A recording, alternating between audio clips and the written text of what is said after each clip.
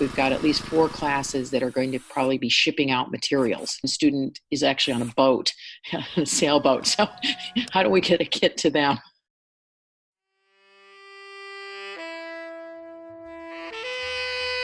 Welcome to the Daily Brew from the Stanford Daily. I'm Ellie Wong, and this episode is part 2 of Teacher Perspectives during COVID-19.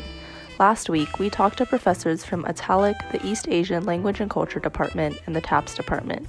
Today, you'll hear from Sherry Shepard, who taught ME1 Introduction to Mechanical Engineering this past winter, and Rajan Kumar, a professor in the Material Science and Engineering departments.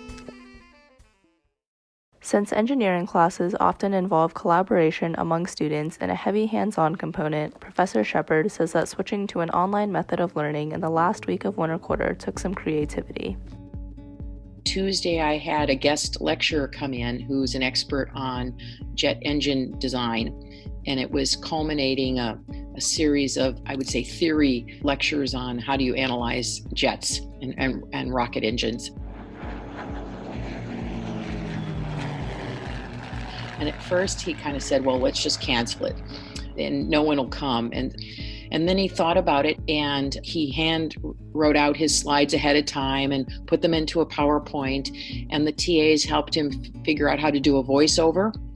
It took some adaptation from a colleague, which was great to see how he started to recognize it's a new reality. Once final exams became optional, she immediately reached out to her students. I quickly got online and did, along with the TAs, some calculations to let everybody know in the class what their grade would be with just the work they'd done. And so it meant reappropriating homework, bumping up those percentages, doing a little bit of imagining on their last homework assignment, what grade they would get. There were a few caveats. And so I sent out to every student, here's what your grade is under this calculation, and to give them some sense about whether they would want to take the final. To wrap up her class, Professor Shepard used the breakout room function on Zoom to form small student groups where they could review each other's designs. Although they couldn't meet in person or celebrate around food like originally planned, Professor Shepard argues that this is a time where flexibility is crucial. We're all used to aiming for perfection in what we do, and this is a time to say that good enough is probably good enough. That there may be a lot of things over the next months that are not perfect, but going in with good intentions and with heart and energy is maybe the best we can do. So then, how are professors in the engineering department adjusting to spring quarter? What changes have they had to make? We've sort of been informed by the university and our department that we can't really expect the teaching assistants to come in to do lab demos or record either, just due to the fact that we want to limit the number of folks coming to campus, of course. Rajan Kumar teaches MatSci 160, Nanomaterials Laboratory, this quarter.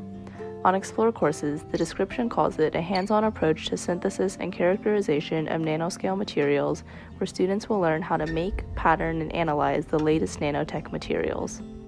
We'll probably be shifting our focus more from getting familiarity with lab equipment and sort of running an experiment to really focusing on how do you design a good experiment and create a useful set of procedures and protocols in order to run an effective experiment in the lab, which if you talk to anyone in engineering or in research, this is as important, if not more important, than having the technical in-person skills. Other classes have had to change as well, especially considering how students don't have all the same resources at home as they do in school.